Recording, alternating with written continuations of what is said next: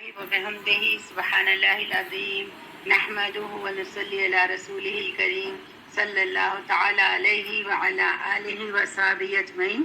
سب بہنوں کو السلام علیکم ورحمۃ اللہ وبرکاتہ. آج جو ہے ہم پڑھیں گے قرآن کے حقوق. پچھلے درس میں ہم نے قرآن کے نام پڑھے تھے، آج پڑھیں گے قرآن کے حقوق.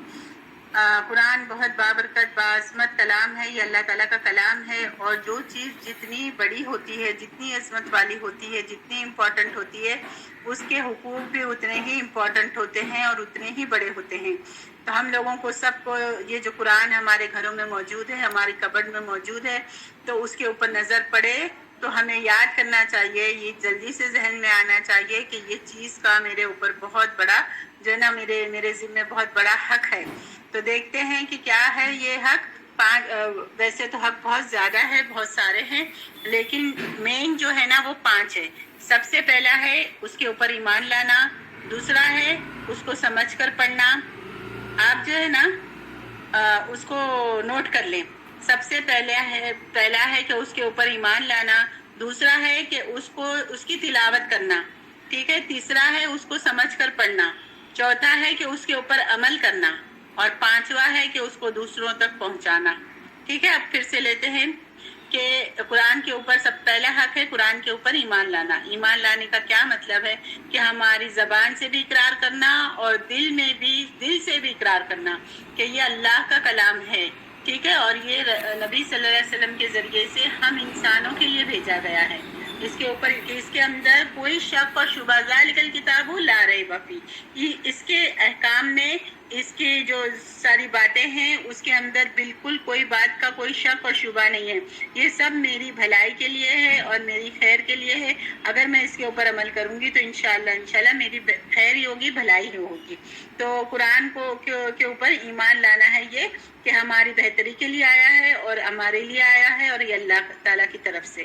نمبر 2 ہے کہ جو یہ اس کو ہے نا اس کی تلاوت کرنا، ٹھیک ہے، اس کو پڑھنا، اس کو پڑھتے رہنا، بار بار پڑھتے رہنا جو ہے. اور تلاوت کیسے کرنا ہے؟ سورۃ المزمل میں ہے، آیت نمبر 4 ہے، وَرَتِّلِ الْقُرْآنَ تَرْتِيلًا. مفسرین کہتے ہیں کہ جو ہے یہ اس آیت کا مطلب یہ ہے کہ قرآن کو ٹھہر کے پڑھنا، ہر حرف کو اس کے مخرج سے ادا کرنا.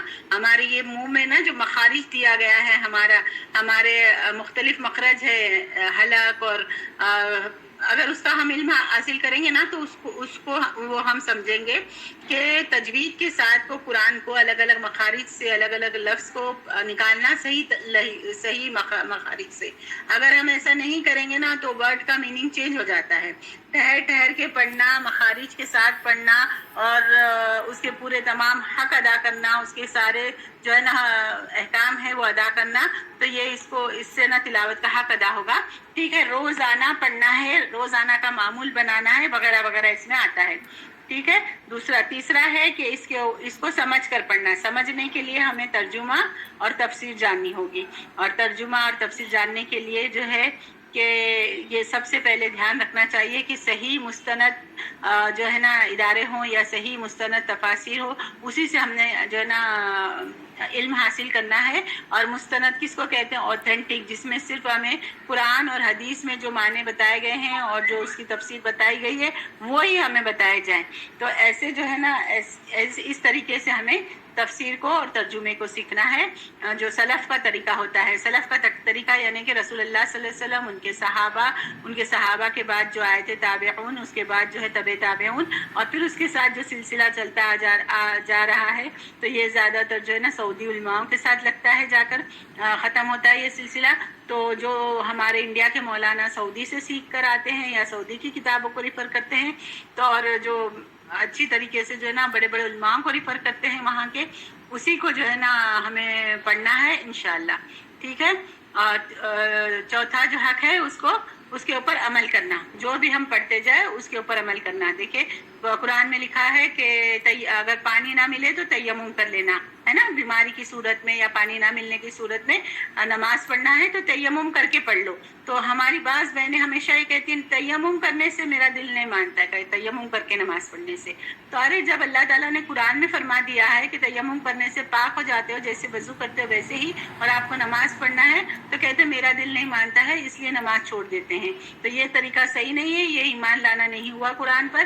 ہمیں قرآن میں جیسے جو بھی احکام ہے وہ سارے احکام کو بجا لانا ہے اور ہمارے دل کی بات نہیں سننی ہے. ٹھیک ہے، تو عمل کرنا ہے.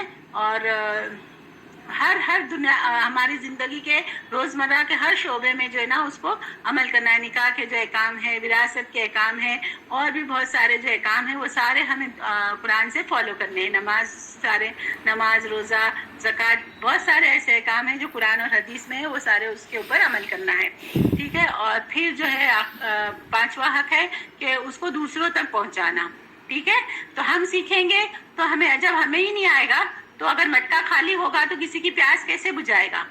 تو اگر ہمیں ہی نہیں آئے گا تو ہم دوسروں تک کیسے پہنچائیں گے؟ تو ہمیں سیکھنا ہے، ہمیں علم حاصل کرنا ہے، اپنے بچوں کو سکھانا ہے، آگے جو ہے اپنے دوستوں کو، بھائی بہنوں کو، سب کو سکھانا ہے.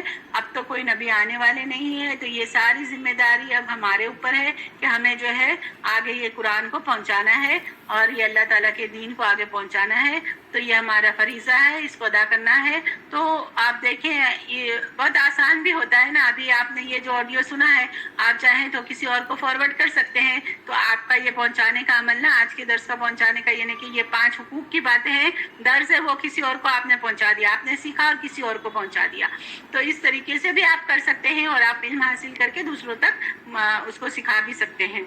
تو یہ 5 حقوق ہے، اس کو اچھی طرح سے نوٹ کر لیں، یاد کر لیں اور عمل میں لائیں کہ جب بھی قرآن پہ نظر پڑے، جب بھی دل میں جو ہے نا اس کو یاد کریں کہ یہ قرآن پر میری ذمہ ہے 5 حق اس کے، اور اس طریقے سے زیادہ بھی حق ہے، لیکن یہ 5 حق جو ہے اس کو میں نے فالو کرنا ہے. ٹھیک ہے، وما علینا الا البلاغ المبین، وآخر الدعوانا ان الحمد للہ رب العالمین.